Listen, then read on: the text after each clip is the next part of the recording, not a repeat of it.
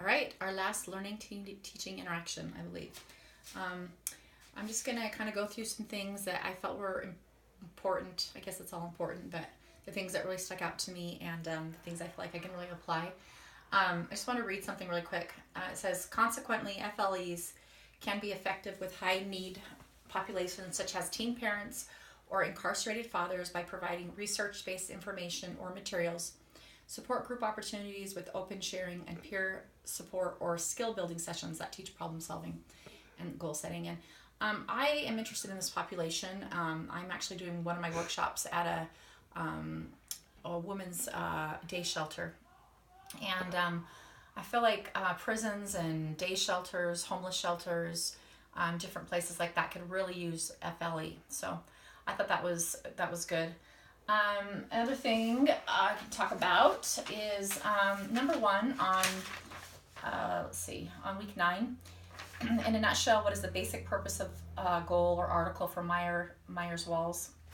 The goal is to help narrow the definition of family life education and how it is similar to and different from other family-related fields. So obviously there's a lot of overlap, but it is different. And one of the ways it's different is number 3 talks about what is your role and responsibility in working with families as FLE. If you had to choose, let's just go with that. Okay, what is your role and responsibility in working with families?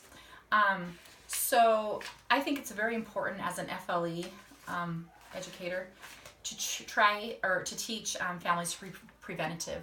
And it talks about a lot about that in the reading, kind of making that one of the primary purposes of FLE and early on so that they can try to avoid problems later on. Of course, all families have varying issues and varying problems, but even if a family is working on some serious issues that need to be resolved, once they have them under control, a reminder of like a preemptive strike or that type of thing, plan can be discussed.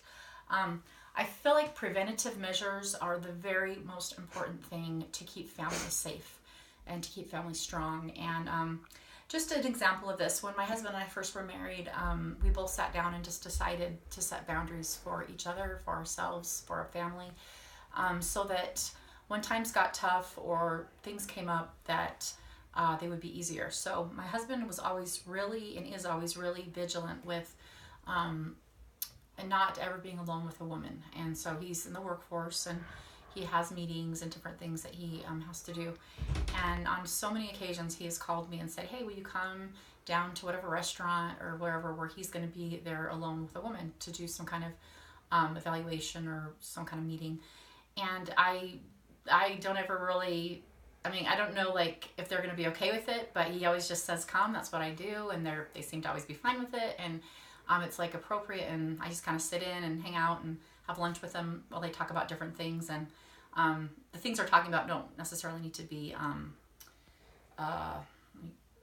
confidential, so it's okay. But I've always really admired that about my husband, and I do the same thing, and we're very loyal to each other in that way and make sure that we always are super, super preventative. So not that we couldn't have problems, because we definitely could, but it helps to make those very solid boundaries. So I think that's a good thing to discuss with with people with FLE. Okay. So number 1 on question or on week 8 says, how can the FLE Code of Ethics strengthen your practice and the relationship with whom you teach? The FLE Code of Ethics can strengthen your practice and the relationships with whom you teach by providing guidelines when an FLE is confronted with challenges and different ethical dilemmas, which of course there's a lot of those. It helps the professional understand the principles and values that will help guide decision making under these circumstances. On number 2, what specific principles captured your attention and why? So in number 9 of the Code of Ethics, it says, I will support diverse family values by acknowledging and examining alternative parenting practices that support healthy family relationships. And this kind of brings me to number 3, which is, what questions do you have related to the Code of Ethics for FLE?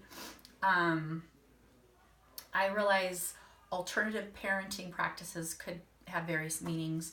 I think one implication could be a gay or lesbian couple with kids, that they're raising, and then the family life education is trying to help them, in some way. It's tricky because I'm not sure how to teach FLE in a way that would be the most beneficial for these types of situations. I try to live my personal life, and I try to teach in my family, essentially the doctrine of the Family Proclamation, which, states very specifically that there should be a man and a woman that raise their children. So when it says, quote, supporting diverse family values by acknowledging and examining alternate parenting practices, it's hard for me because I just don't know for sure how to go about that. And I understand loving everyone and not being judgmental is always, like, obviously really important in our everyday life and in FLE. It just seems to contradict everything I stand for. So in that sense, so that's kind of tricky to me. I mean, when I think about it, obviously there's always good, better, best, and maybe that's not the best situation, but as a FLE, I need to try to keep families together.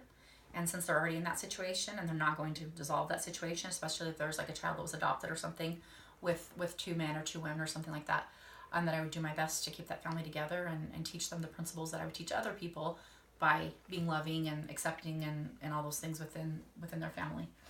Number 4, how would you approach with someone who has a very different, even contradicting values? And how is your value system likely to influence how you teach? Well, to me, it will influence how I teach because I have really strong feelings about how a family should be structured. And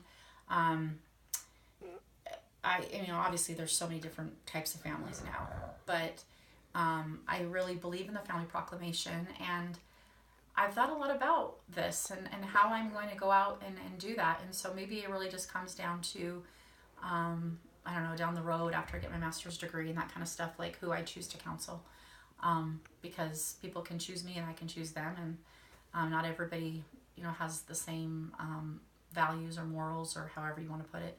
So we'll have to see how that goes down the road. So let's see. I think I'm about out of time, so I guess I will wrap up. I've just enjoyed reading about all these things, and I guess I'm still trying to figure out exactly how I'm going to incorporate all these things that I'm reading into how I'm going to end up counseling. And I know the FLE is different than like what I want to do down the road with counseling and that type of thing, but and they all kind of have their own, and that's what we've been reading a lot about, just kind of places, and then they kind of overlapped in the practice. But so anyway, thanks a lot for listening. Bye-bye.